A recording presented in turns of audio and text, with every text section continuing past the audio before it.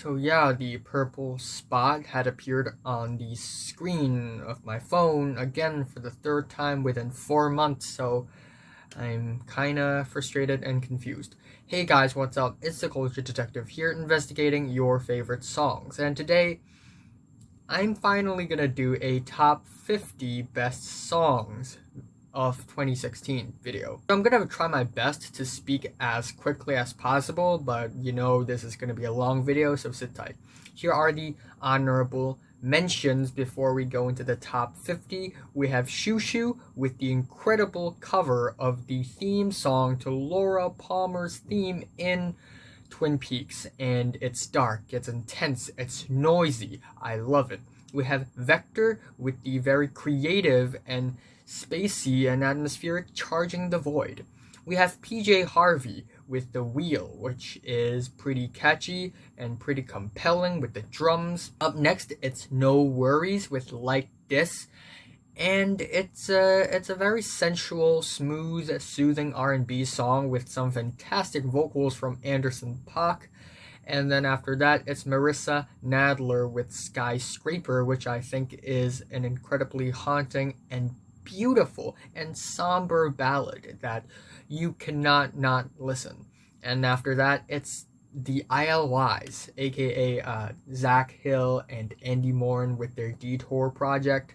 Stop yelling at the museum. Stop yelling at the museum. There aren't that many honorable mentions here because I didn't really listen to that many songs in 2016, but here's the top 50. At number 50, it's the Dillinger Escape Plan with Limerent Death, which is a noise rock song with some really crispy, crystal clear production and some unique production choices, like these female backup vocals in the song. After that, at 49, got a shout out to Rich Chigga, or right now it's Rich Brian with Dad's Stick, because it's actually a pretty catchy banger. Yeah, with a nice beat, cool flow. And at number 48, it's the very theatrical and multifaceted America by Foxygen. It has some pretty crazy instrumentals and it's pretty multifaceted, and it's pretty crazy. Gotta listen to it. And then after that, at number 47, I have to give it to Kero Bonito with Break, even though I'm not a huge pop music person, let alone the cute, light-hearted kind of pop music. This is pretty catchy and pretty fun, and every time I listen to it, I do feel really relaxed, like I gotta take a break, man. And at 46, it's Young Lean with Hoover. Yeah, I'm not a fan of Warlord, which is basically a Young Lean album, but Hoover is a really fantastically noisy and amped up banger that has this really cold-blooded flow, but this really noisy and industrial instrumental, which I really love. And after that, at number 45, it's Jeff Rosenstock with To Be a Ghost, which I think is the best track off of Worry, because it's catchy, but at the same time it's angry, and it's kind of anti-folk. It's not trying to be beautiful. In fact, it's a little ugly in a sense, but also pretty depressing and funny at the same time. And after that, at number 44, even more depressing, it's Swain with Never Clean My Room. It is essentially a punk rock song from the Netherlands, and it's pretty depressing. It's about not cleaning up your room, not cleaning up after your mess, because you're so discouraged with life and you just can't move on. And the instrumentals are fantastic, the performances are passionate, and it's a really memorable rock song. And at number 43, it's the very drony starting of the album by Nick Cave and the Bad Seeds with the track Jesus Alone. The lyrics are incredibly abstract and artsy, definitely, and the instrumentals are incredibly drony and kind of dark and gloomy, actually. And at number 42, I have to give it to this track because it's just so catchy. It's Lemon Demon, aka Neil Cicierega, with Touch Tone Telephone. I'm a touch tone telephone. It's sweet, it's catchy, it's very nerdy and geeky as well, and I love the instrumentations. They're really really eccentric and cartoony.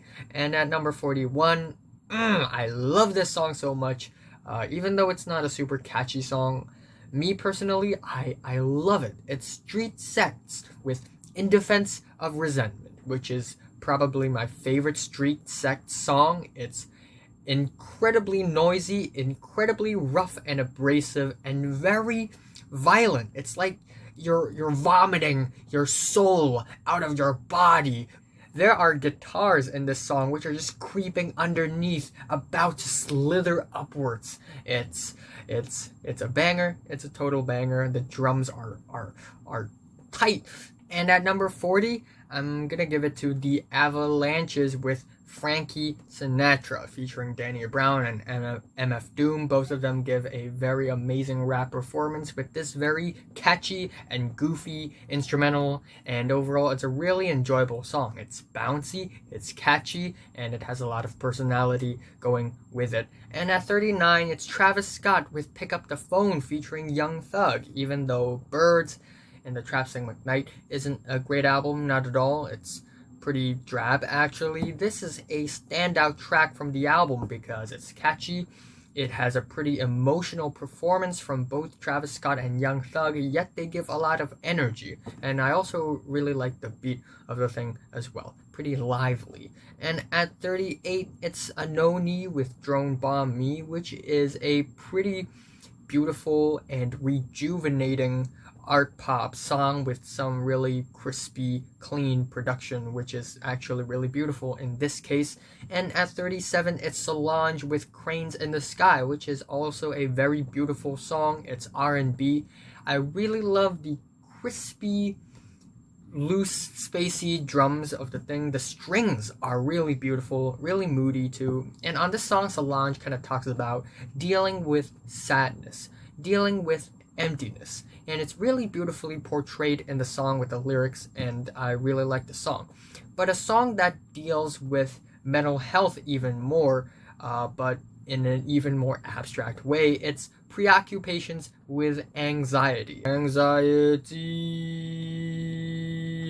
It's a post-punk song, which is really cool. It's icy, it's cold, and it has these really uniform, choppy drums, which is fantastic. It also sounds pretty muddy and in a cool way, and it's a pretty catchy song. I love the very icy but also somewhat blissful hook of the thing, yet the lyrics, they hit kind of hard, and overall it's a really charismatic song that I really enjoy. And after that, at number 35, it's another album opener. It's Crying with Premonitory Dream. It is a pop rock song that is absolutely beautiful.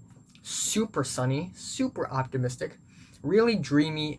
The guitars are so optimistic, they're actually really beautiful. The melodies are, of course, very catchy, and the vocals, they have an amateurish edge to them, and it makes it even more enjoyable. And at number 34, another album opener, really, really love the song. It's Show Me the Body with Body War, Body War, Body War. It's it's a banger. It's a punk rock song with a hip-hop edge to it, and it's a total banger. It's very disjointed. It has these twangy, herky-jerky guitars. The vocal performance is incredibly angsty and energetic without being corny or cheesy at all. And I just really, really love the song, the vibe of the song, the very raw and organic production of the song. At 43, even more angry, it's Nails with You Will Never Be One of Us.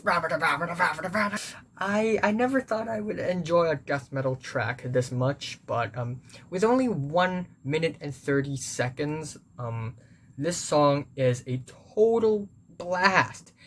It has this explosion of guitars at the very end, which is super enjoyable. The drums, they are monstrous, and the whole thing is just super violent. Everything's destroyed and ruined, and it's just really satisfying. The performance too, the vocals, the growls, they are beastly. And at 32, something political. Here it's YG with FDT, which stands for none other than fuck Donald Trump. And even though, he doesn't really come up with any strong, solid points on the song, I really enjoy how bluntly angry the song is. Nipsey Hussle's performance here is fantastic as well.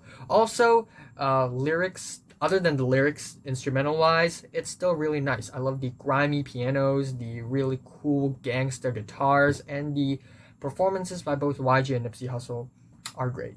And yeah, at 31, ScHoolboy Q with Groovy Tony. It is a badass rap song. I really, really love the slow beat that's super badass, the buzzy bass in the back, the female vocals that are really seductive on top, the textures are fantastic, and ScHoolboy Q is totally killing it with the very cold-blooded flow, and it's again very badass rap song, I have to say. And at number 30, something more lighthearted. It's Regina Spektor with Older and Taller, which is a pop folk indie song that is super bright and optimistic as well, but it's just really, really damn catchy. The strings and the pianos, they are actually really fantastic, really youthful, really colorful as well, and overall a really warm and welcoming song that I absolutely enjoy. And then after that, it's Run the Jewels with Legend Has It. A fantastic single. I love the beat of the thing. The performances by both LP and Killer Mike are killer, and not much to complain about the song other than it's a total banger. And at 28, an extremely underrated song, in my opinion, it's Parquet Courts with Berlin Got Blurry. Berlin got blurry and my heart's starting hurting for you. Bah, bah, bah, bah. It's a really solid, almost kind of meat and potatoes post-punk song, but with a lot of flavor, a lot of texture, and it just sounds so consistent. It just sounds so solid.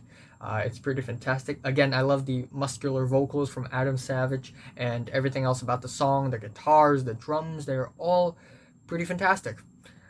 And then after that, really, really catchy song that is Sturgill Simpson, Brace for Impact, Live a Little. It's really catchy. It's a country garage rock song with a really, really cool edge to it. It's incredibly catchy, first of all, and the lyrics, they're actually pretty cool.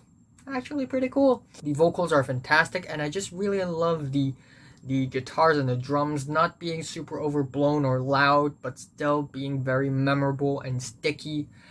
And yeah, after that, at number 26, Iggy Pop with Gardenia. Even though he is already way after his prime time, he still manages to come out with a very catchy song that has a really nice instrumentation. The jangly guitars and the kind of reverby throwback drums are fantastic. The vocals are very deep and charismatic.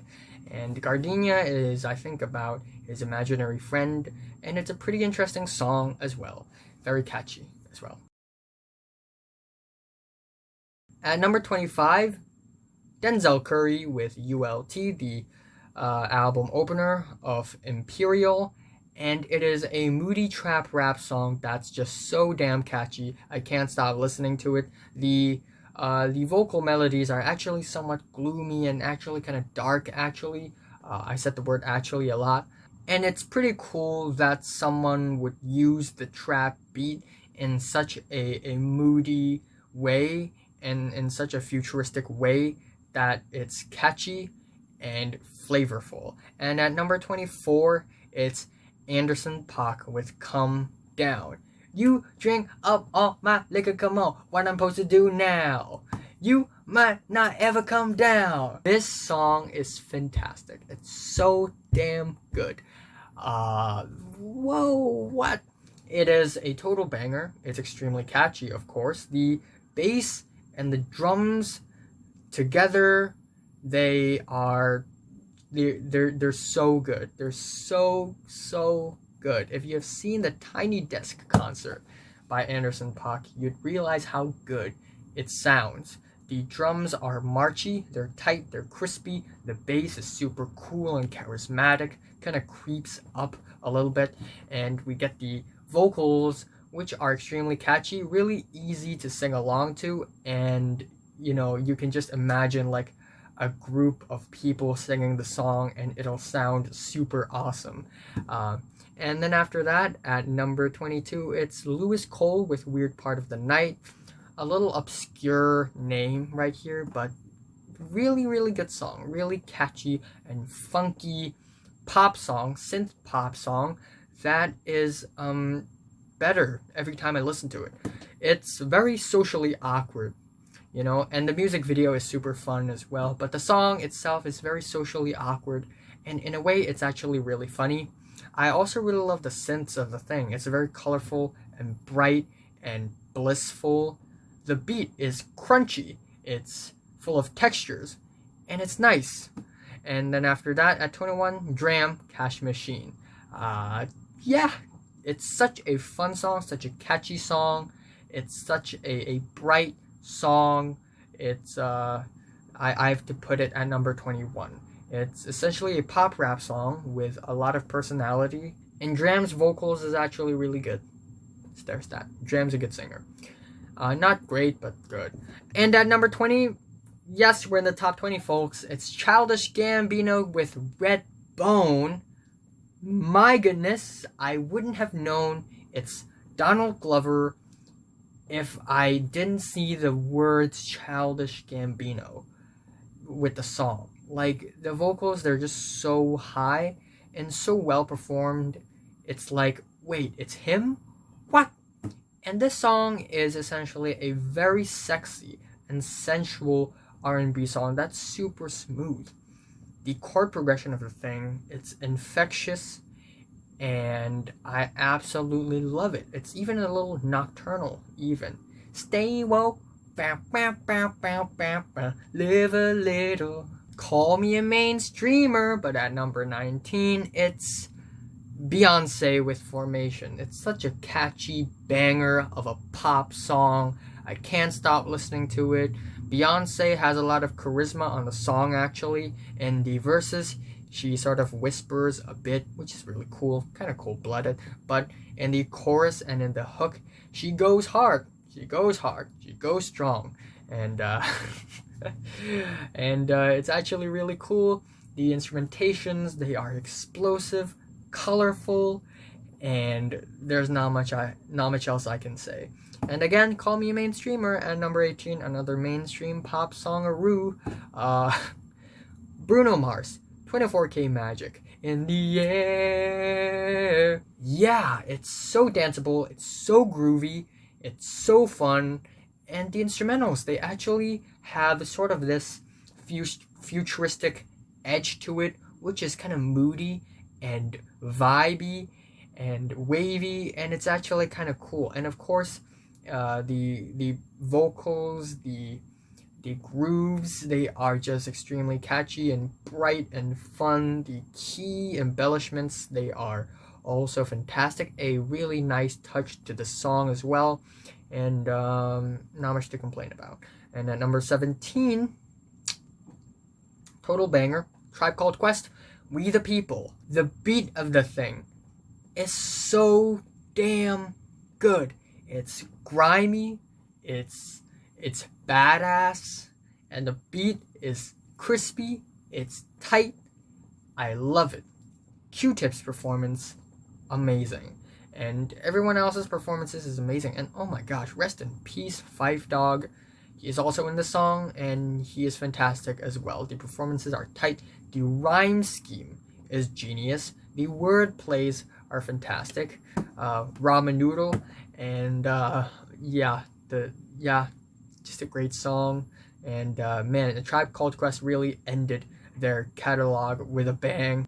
After that, at number 16, even though I'm not a huge fan of the song, I still think it's a really, really good song, especially for a song this mainstream. It's Lady Gaga with Million Reasons, It is actually a really soulful and emotional pop ballad. And oh my gosh, Lady Gaga's vocals is actually really powerful, and she's actually a fantastic singer, one of the best singers in the world right now.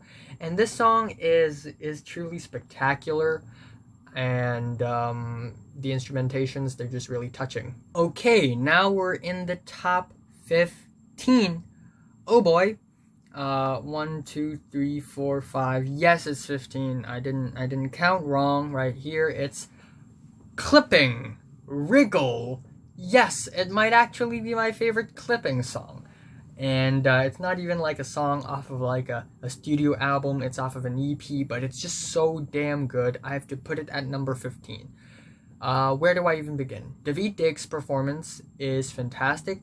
His voice, it's not like any other rapper's voice out there. His voice doesn't really have a funny texture or flavor or anything, but he makes good use of this to perform some really, really fast, like high speed flows and deliveries. And on this thing, he goes super speed. It's so fast that it makes me think that Daveed Diggs can actually beat Eminem.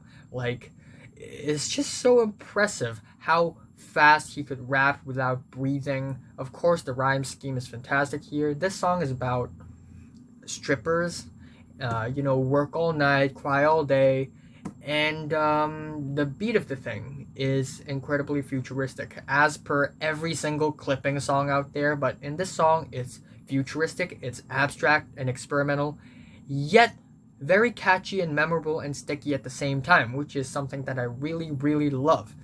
And at first, it's very dry and electronic, but later on, it gets crazier and crazier. The beat sort of melts down, and you get this crazy, squeaky plastic sound. It's flashy, it's crazy, and it's fantastic.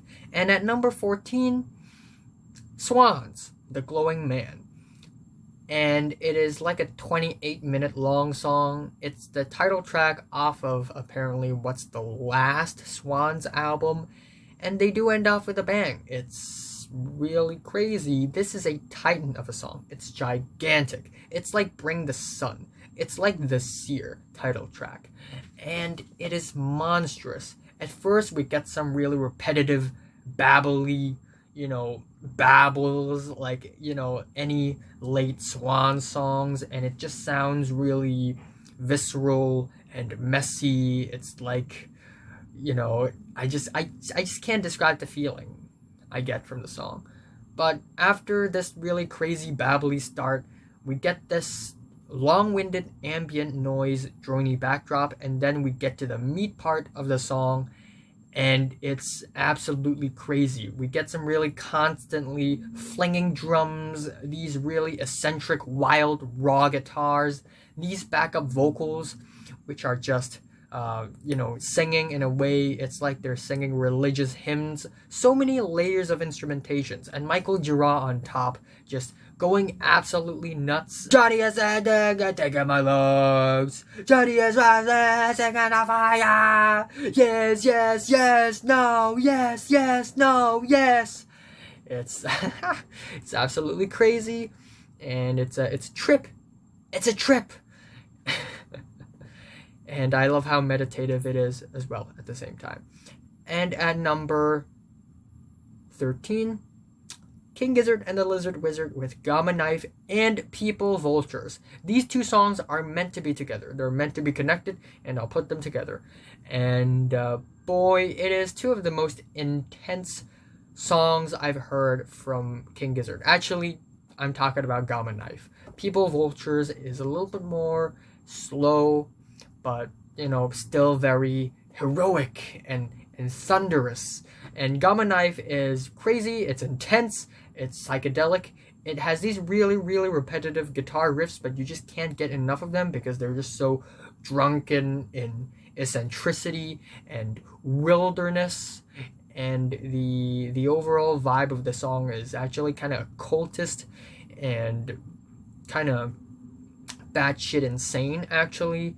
and it's incredibly entertaining. And at the end of Gamma Knife, where everything just speeds up, is just amazing. Also, the way they play around time signatures is just really, really awesome.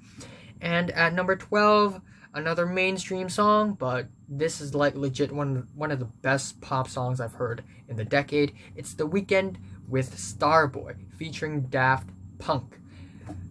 Whoa, this is a very, very sad and cold-blooded pop song, first of all, but also an extremely catchy one and a really beautiful sounding one, actually. Of course, The Weeknd's vocals are fantastic, and Daft Punk's production here makes it even more futuristic and cool and chill, icy and moody. The beat of the thing has a really nice bodily, like plastic bottle kind of texture to it, which I'm looking at this direction because there's a water bottle here. But yeah, it has a really nice texture, and the piano keys, they are just very sad and downtrodden, and overall it's a really spectacular pop song that I just can't stop listening to. And at number 11, man, I really want to put this in the top 10, but I can't, but still, it's fantastic. It's Weezer with L.A. Girls. L.A. Girls. Weezer's discography is kind of controversial, kind of rocky. Their first two studio albums, the Blue Album and Pinkerton, they're fantastic. But everything else just goes downhill after that. And then Weezer comes back with the White Album, and it's fantastic, even though it still has its flaws. And the single off of the White Album, L.A. Girls, is the best Weezer song off of the White Album, in my opinion, and it's extremely catchy, and it's extremely youthful and full of life. It's a really solid alt-rock song, and it's really, really lovable, really dreamy as well. It's, it's just full of dreams and hopes, and even though Weezer is far from their prime time already, they're still making songs like this, and it's really fantastic. Okay, here's the top 10. Top 10 songs of 2016. At number 10, Frank Ocean, Nights. Yes, I love this. I love this track. First of all, let's talk about the obvious here. Frank Ocean's vocals, straight up angelic, straight up heavenly. Like, his vocals are so good, it's kind of crazy actually. But then we have this song, one of the songs off of Blonde, and this song is one of the more touching and intimate songs, and it's really beautiful. I love the instrumentations. They have this really weird reversed vibe to it, like it's playing in reverse while it really isn't. And with Frank Ocean's vocals singing in this really rapid and urgent way in the beginning, I did thought it's played in reverse when I first heard it, so it's really, really cool. But then you hit the chorus, and it just gets super smooth, super soothing, and super emotional and powerful, actually. And we get Frank Ocean singing the chorus, and it's just so beautiful and so catchy. It honestly hit a part in my heart. And then after that, we get some crazy descending guitar arpeggios, and it suddenly breaks down into another beat. There's a beat switch, and it's super smooth, super moody, super spacey. It's like we're being launched to another dimension here, and it's absolutely beautiful. The vocals, they're very lonely and reverby, and the production is so clean and so high end. And the song overall is just a spectacular song, in my opinion. And at number 9, Kanye West, Famous. Yeah, you might be surprised. This song is incredibly controversial. It's incredibly vulgar, very mean, and usually I'm not huge about controversial songs, but this song is just so controversial. It knows, it's self-aware that it's so controversial, and it's so prideful about it. I actually really enjoy it. I have to put it at the 9th spot here. Of course, the instrumentations, they're so full of ego, so full of pride. It's kind of intoxicating, actually. Rihanna sings on the track, I think, and it's Really catchy, really fantastic. Kanye West gives an extremely mean, rude, straight up rude performance here. And it's just really enjoyable and entertaining, actually. Especially when we get the bam, bam, bam, bam, bam, bam, beat-em, bam, bam, bam, bam, bam, bam, one time part. And when that part comes, I just bounce along to it, and it's just so good. It's so good. How did Kanye West come up with this? How did Kanye West extract the bomb bomb beat sample and put it into the instrumental? And it sounds like a total tonal switch, and it just sounds absolutely smooth and catchy and bouncy, and it's spectacular. And of course, at number 8, I have to give it to something, a song, a band that I really love. It's Death Grips. None other than Death Grips with Giving Bad People Good Ideas. I'm giving bad people good ideas. It's probably the most angry Death Grip song I've ever heard. It's just straight up insane. It's straight up insane. The blast beat drums, the constantly just exploding guitars, they're insane. And then we get the crazy deranged guitar line in the middle of the song, and it's just absolutely batshit crazy. We get these really cool female vocals in the song as well, which adds onto the flavor of the song so well. MC Ride's vocals, they are beastly, they're crazy, they're shouty. The drums by Zach Hill is fantastic. The production by Andy Morin is fantastic as well. Like, imagine a person who haven't listened to Death Grips ever, and the first album he listened to is Bottomless Pit, and this is the first song. He or she is going to be like, oh my gosh, is this Death Grips? Ah! And at number 7, Angel Olsen. Shut up, kiss me. Shut up, kiss me, hold me tight. Bam, bam, bam, bam, bam, bam, bam. Shut up, kiss me, hold me tight. Shut up, kiss me, hold me tight. It is a rock song, yes. And it is, wow, it is an incredibly charismatic rock song with some really solid vocals. The personality that Angel Olsen bleeds on this track is actually really infectious, really likable. And the song is also really muscular and solid. It's really enjoyable, especially at the end when the climax just hits. It's just crazy. The vocals are just everywhere in the back. The drums, the guitars, they go together so well. And it's just such a fantastic song overall. It's catchy, it's bright, and it's really, really lovable. Yeah. And at number 6, a total banger, that is Injury Reserve. Oh shit! I really love the cold-blooded classical pianos under the thing, and the super crazy bouncy beat of the thing.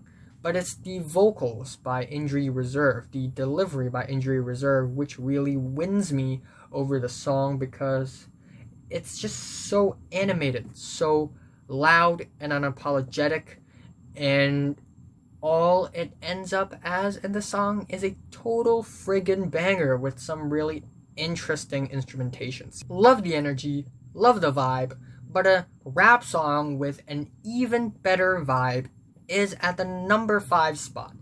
Kendrick Lamar, Levitate, Levitate, Levitate, Levitate, Levitate. Yeah, just go watch my Untitled Unmastered review, but I can't praise this song enough.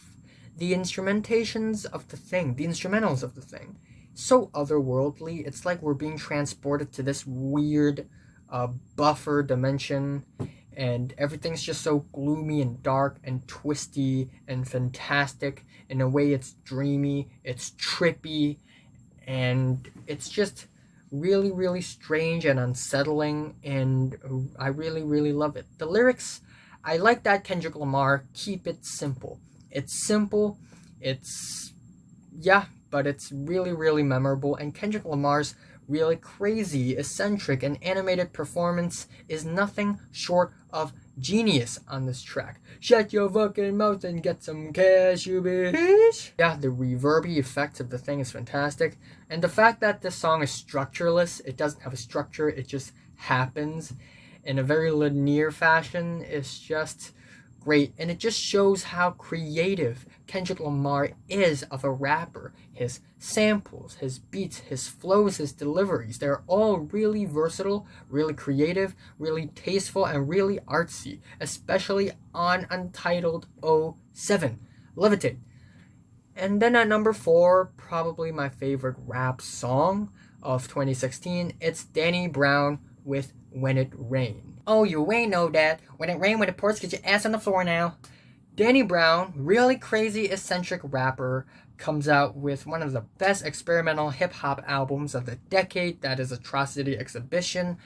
And one of the songs is When It Rain, and it is a total banger. The very constantly pummeling beat of the thing at the second half already makes it a total crazy banger. Not, I was gonna say a party banger, but it's just so intense. It's so nerve-wracking of a song. It's not really for parties, but for personal enjoyment, because it's just so intense, just so full of energy and life as well. It's so urgent. The vocals, the delivery by Danny Brown of the thing is one of the major reasons why the song is so special. And then with the beat, the really grimy but also weird guitar pinches, these really bouncy, sizzly percussions here and there that's really loose and wild. The whole thing just going together at the end, and it's just one crazy banger. And at number 3, I really, really, really, really, really love these 2 songs. And it's like one of my personal favorites off of 2016. It's Radiohead, my favorite band, with Burn the Witch and Daydreaming together. On a Moon-Shaped Pool, they're together, and these are the singles off of the album as well. I love these 2 songs, but they're 2 very sonically different songs. We have Burn the Witch, which is a fantastic opener for the album, which is very theatrical, very welcoming, but with this really demented and dissonant edge to it that makes it really unsettling and kind of dangerous and creepy, actually, especially with the very beautiful and poetic and abstract lyrics about burning witches. And oh my gosh, the strings on the thing when they hit the climax, it's just Johnny Greenwood with the orchestral arrangements, very genius. Tom York with his vocals is amazing as well. Everything else about the song, the drums, the guitars, they go so well together. Very catchy, very memorable, very theatrical. And then we have Daydreaming, which is sonically very, very different from Burn the Witch. We get these really, really sad and lonely and isolated pianos. That's so icy, so cold, so dead, but yet with this really beautiful, innocent edge.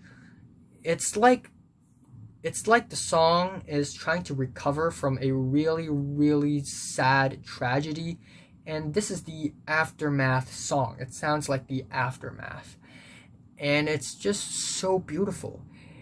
And Tom York with his very helpless and sad vocals, it's just something that you don't hear every day in music. And occasionally we get some piano keys, these ascending pianos, which have a different chord progression than the overall chord progression of the song, and it just sounds really fantastic, like in a dreamy way, in a fantasy way, and it just sounds so otherworldly. It sounds so like it just gives you this feeling that you've felt before but never discovered it before, but now it's in this song, and it's just so beautiful. And the very haunting reversed vocals at the end of Daydreaming just really, really haunts me.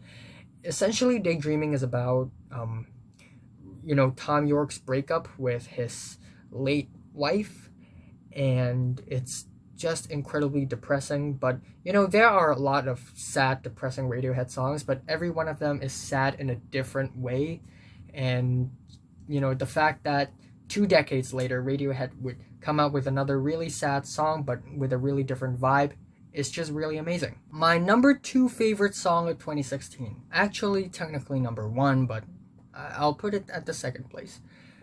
My favorite car seat headrest song, Drunk Drivers, Killer Whales. It is an indie rock song, and it's, it has this really, really strong young adolescent teenage vibe to it. And I was a teenager.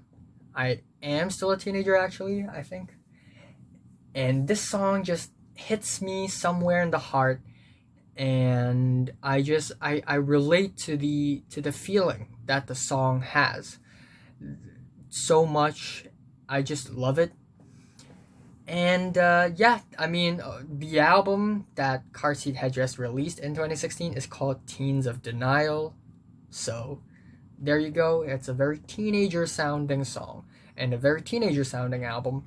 Yeah, everything about the song is just so beautiful, but not in a very grandiose, heavenly way, but in a way where it's so relatable, in a way where you can really understand where the song is going, and it's just so true to itself. It's so honest, so sincere, so stripped naked to its own message that you actually appreciate and admire it for what it is.